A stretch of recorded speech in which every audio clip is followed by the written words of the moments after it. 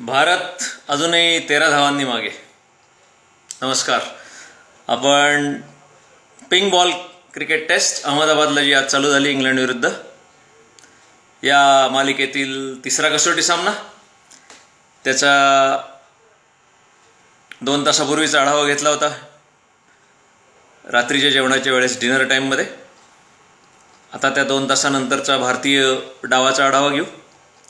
भारतीय डावाची सुरुवात अतिशय दमदारपणे, संथपणे, अतिशय सावधगिरीने खेळले.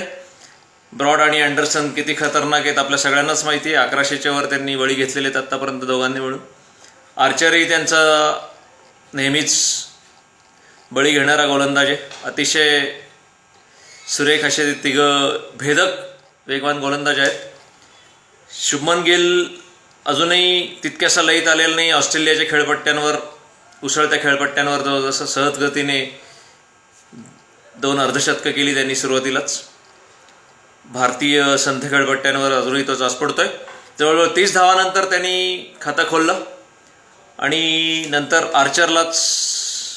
आर्चरच्या सुरुवातीच्या षटकातच तो 11 धावांवर बाद झाला. 1 बाद 33. दुसरा मोठा धक्का फार ताबडतोब बसला आपल्याला. लीच, अक्षर पटेल सारखाच डावखुरा मंदगती गोलंदाज, त्यांचा फिरकी गोलंदाज. अक्षर पटेलने ज्या बाजूनी गोलंदाजी केली त्याच बाजूनी गोलंदाजी करत त्यांनी पुजाराला 4थ्या बॉलवरच 0वर चालता केला. मागच्या कसोटी सामन्यात चेतेश्वर पुजारा नाबाद होता 2012 साली याच मैदानावर, पण आज काही त्याचा निभाव लागला नाही. इंग्लंडच्या फलंदाजांनी केली तीच चूक त्याला भोवली. बॉल वळेल अशा पद्धतीने तो खेळायला गेला. बॉल सरळ आला, LBW झाला. 2 बाद 38, 2 बाद 34.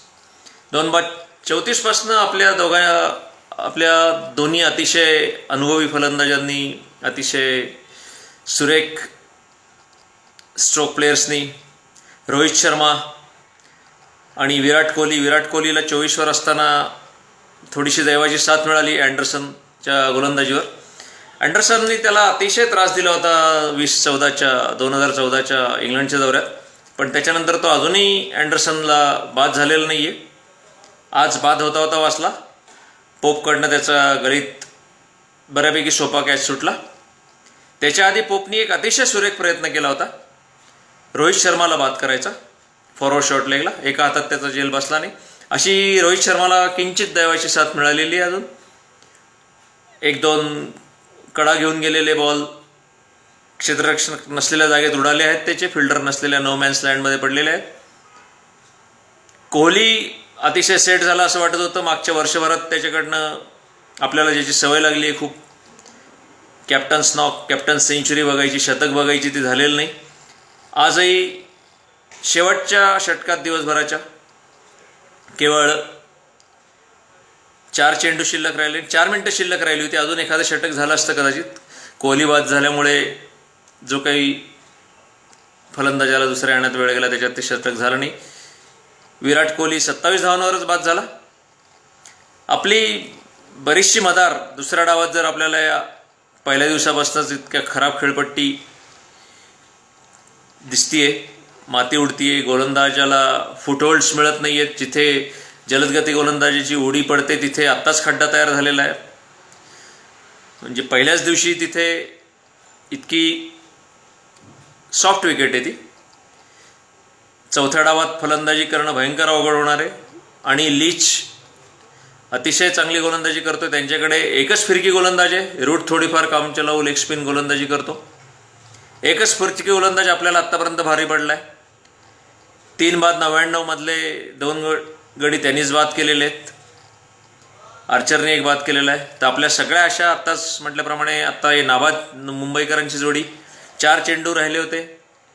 एखादं षटक अजून झालं असतं फार तर, पण नाईट वॉचमनला न पाठवता सकारात्मक पद्धतीने आपला उपकर्णधार अजिंक्य राणे स्वतः आला आहे. हे मुंबईकर जोडीवर आपली मदार आहे. जास्तीत जास्त भारताने लीड घ्यायचा, आघाडी घ्यायचा प्रयत्न केला पाहिजे पहिल्या डावात. दुसरा डाव खेळायची वेळ यायला नको असं बघितलं पाहिजे. तोच भारताचा प्रयत्न चालू आहे. रोहित शर्मा मिस्टर एलिगंट 57 धावांवर नावात आहे 9 चौकारांसह. त्याच्यावर मोठीच आशा आहे. तो जर उद्या पहिलं सत्र खेळून काढू शकला, पहिलं सत्र म्हणजे चहापान आधीचं सत्र असं म्हणावं लागेल आता दिवस रात्रीच्या या कसोटी सामन्यात नेहमी आपण पहिलं सत्र म्हणजे उपहार आधी असं म्हणत असतो. रोहित शर्मा खेळून काढला आणि नंतर रहाणे जर त्याच्याबरोबर टिकला तर फारच छान. नाहीतर आपला वॉशिंग्टन सुंदर त्याच्या गोलंदाजीपेक्षा फलंदाजीच्या दृष्टीने आपण त्याला घेतलेला आहे जास्ती. वॉशिंग्टन सुंदर आहे आणि सगळ्यात महत्त्वाचं म्हणजे ऋषभ पंतनी जर 2-2.5 तास जर फलंदाजी केली उद्या, त्याच्याच नैसर्गिक खेळाने तो त्याचं आपल्या कसोटीचं पारडं भारताकडे झुकवू शकतो पूर्णपणे. तर बघूया, अजूनही भारताचं पारडं फार जड आहे असं म्हणता येणार नाही. कॅप्टन विराट कोहली नाबाद असता तर भारत अशी अतिशय मजबूत स्थितीत आहे असं आपल्याला म्हणता आलं असतं.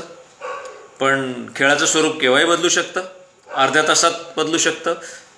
प्रत्येक चेंडूवर काही ना काही घडतं आहे.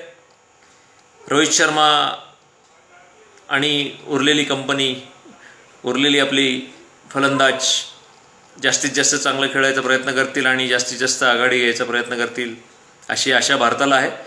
बघूया काय होतं आहे की इंग्लंड परत जोरदार टक्कर देऊन पहिल्या अर्धा एक तासातच आपलं वर्चस्व मोडून काढतं आहे भारताचं. उद्या 2:30 वाजल्यानंतर परत खेळ सुरू होईल दुसऱ्या दिवसाचा. उद्या परत भेटू आपण. नमस्कार.